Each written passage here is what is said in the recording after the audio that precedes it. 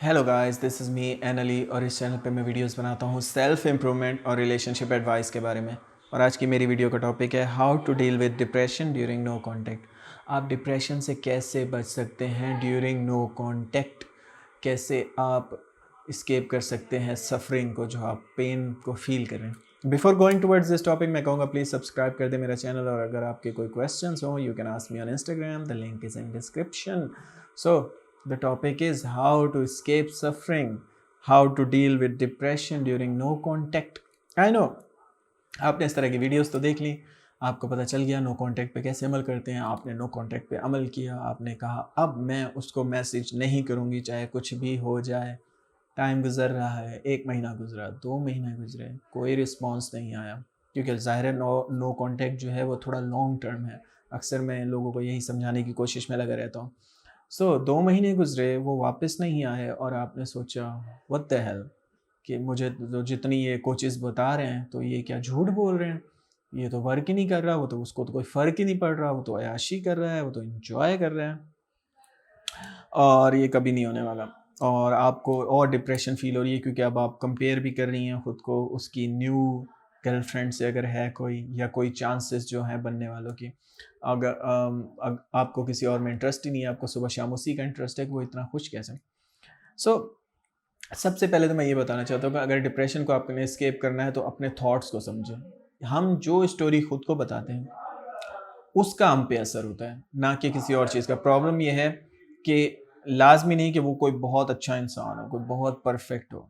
बस आप जो अपने आप को स्टोरी बता रहे हैं, वो आपको डिप्रेस कर रही है। आपने एक माइंड में एक स्टोरी बना ली है कि आप किसी काबिल नहीं हैं, उसको कोई अच्छी मिल जाएगी। इस तरह के आप ये जो थॉट पैटर्न है, ये आपको प्रॉब्लम क्रिएट कर रहा है। मैं आपको एक स्टोरी बताना चाहता हूँ।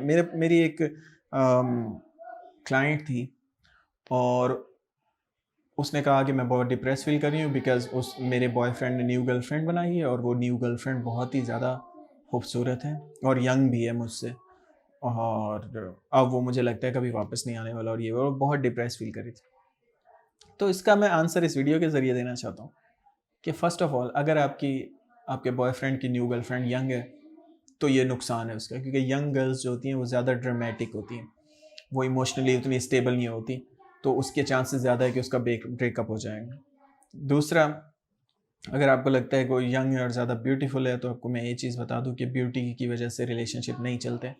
थर्ड चीज़ मैं आपको ये भी बता दूँ कि ब्यूटी जो है वो कोई लॉन्ग टर्म चीज़ नहीं है, एक दिन उसने भी बुढ़ा हो जाना है, तो ब्यूटी कब तक ब्यूटी रहेगी। ठीक है।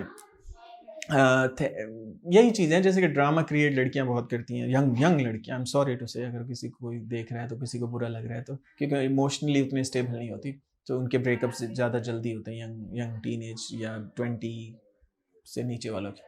सो अगर आप मेच्योर हैं तो आपको पता है कैसे एक्ट करना है, तो आपके लिए बेटर है। सेकंड, अपने आप को कंपेयर मत करें, ठीक है। आपकी एक अपनी एंटिटी है, आप एक अलग चीज़ है, वो एक अलग चीज़ है।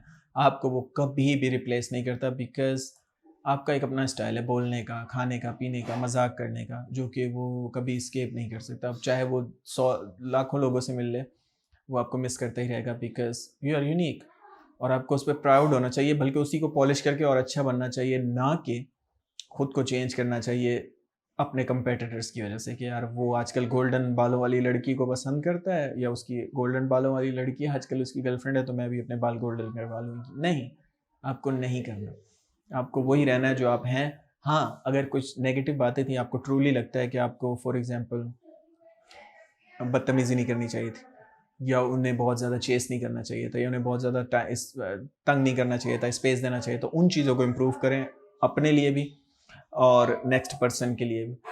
ताकि जब आप फॉर एग्जांपल अगर ये वापस आ जाता है और उस टाइम आपको लगा कि इसको दोबारा चांस देना चाहिए, तो उसके लिए भी बेटर होगा। लेकिन अगर आपको लगता है कि मुझे न्यू पर्सन के साथ अगर शादी हुई, रिलेशन में गया, तो उसके लिए भी बेटर होगा।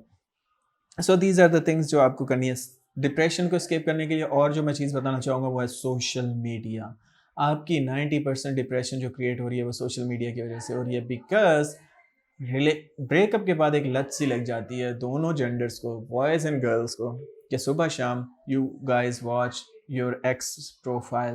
वो कितने बजे ऑनलाइन आ रहा है, वो कितने बजे ऑनलाइन जा ऑफलाइन हो रहा है, उसने आज ये वाली डीपी क्यों लगाई, उसने ये स्टेटस क्यों लगाया, वो मुझे क्या बताना चाह रहा है। इस मिजरी में आप अपने माइंड को बिल्कुल तबाह कर देते हैं। बिकॉज अगर वो, वैसे तो मे बी वो शायद आपके लिए ना लिख रहा हो चीज़ें, लेकिन वो अगर आपके लिए लिख रहा भी है तो आप उससे कोई हल नहीं निकाल सकते, क्योंकि जब तक वो खुद आके कन्फेस ना करे आपको फेस टू फेस कि हाँ मैं तुम्हें मिस करता हूँ, मुझसे गलती हो गई थी, क्या मुझे एक चांस और मिल सकता है, तो फिर आप समझे कि हाँ वो वापस आया है और वो शर्मिंदा है इस बात पे।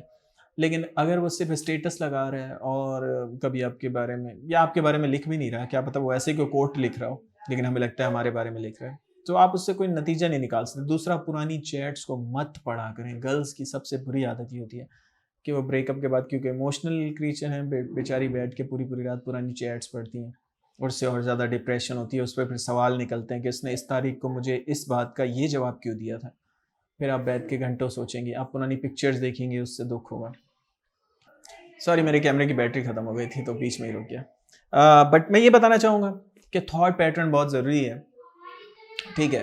तो आप अपने मॉनिटर करें थॉट्स को, ठीक है। सबसे पहले तो ये शुरू में शायद आपको अजीब लगेगा, आपको लगेगा कि यार ये मैं क्या कर रहा हूँ, लेकिन आपको अगर इसकी आपने प्रैक्टिस कर ली अपने थॉट पैटर्न को समझने की कि मैं ये इस टाइम ये क्यों सोच रहा हूँ या इस टाइम मैं ये क्यों सोच रही हूँ, तो आप नोट करेंगे कि आपको उन थॉट्स को चेंज करना भी आ जाएगा कुछ टाइम बाद, और वो आपकी हेल्थ के लिए बहुत ही अच्छा होगा, क्योंकि सारी डिप्रेशन का आगाज़ यहाँ से होता है।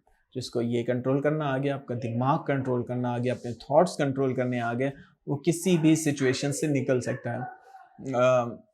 अगर आप बुक्स पढ़ने के आदी हैं तो मैं आपको सजेस्ट करूँगा कि आप साइकोलॉजी की बुक्स पढ़ें, आप स्टोइसिज्म की बुक्स पढ़ें, जो कि बहुत अमेजिंग फ़िलासफ़ी है, जिसमें बताया गया है कि किस तरह हम आउटर वर्ल्ड को तो कंट्रोल नहीं कर सकते, लेकिन कैसे हम इनर वर्ल्ड को कंट्रोल कर सकते हैं, कैसे अपने थॉट्स को कंट्रोल कर सकते हैं, कैसे हम खुश रह सकते हैं। सो अगर आपको डिप्रेशन एस्केप करना है तो मैं अगेन रिपीट कर देता हूँ कुछ चीज़ें। सबसे पहले सोशल मीडिया से दूर रहें। मैं ये नहीं कहूँगा कि आप उन्हें ब्लॉक कर दें, अगर आपसे कंट्रोल नहीं हो रहा तो कुछ दिनों के लिए, 1-2 हफ्ते के लिए डिलीट कर दें, ऐप्स को ना देखें। सेकंड, अपने आप को कंपेयर ना करें, ठीक है, किसी और से। जो आप हैं वही रहें, खुद को बेटर बनाने की कोशिश करें, बट कंपेयर मत करें, ठीक है, कि उसको आजकल नया अगर बॉयफ्रेंड मिल गया या गर्लफ्रेंड मिल गई है और वो ऐसी है और वो वैसी है, वो आपको रिप्लेस नहीं करते, चाहे उन्हें 100 बंदे मिल जाए, 1000 मिल जाए। आप अगर बेटर होंगे और अगर उनको लगेगा कि यार मैंने किसको छोड़ दिया, तो बहुत बेटर है, आजकल तो ये यू नो बहुत पैसा कमा रही है, या बहुत कुछ कर रही है, वो कितनी प्रीटी हो गई है, तो वो वापस आएंगे। सो खूबसूरत बनाएं, खुश रहें, अच्छी अच्छी पिक्चर्स लगाएं, लोग देखेंगे, और जब लोग देखेंगे तो उस तक भी बात पहुंच जाएगी, खबर पहुंच जाएगी। सो डिप्रेशन से बचने के लिए आखिरी लाइन बस ये बोलना चाहूँगा कि he is not the only person और she is not the only person. दुनिया इतनी बड़ी है, अगर वो आपके बारे में, देखो आप डिप्रेस इसलिए फील भी मोस्ट ऑफ द टाइम कर रहे होते हैं बिकॉज आपको लगता है कि वो मेरे बारे में बुरा सोचता है। अब सोचने दो, इट्स ओके। उसकी उस एक बंदे के सोचने से आपकी ज़िंदगी तबाह नहीं हो जाएगी।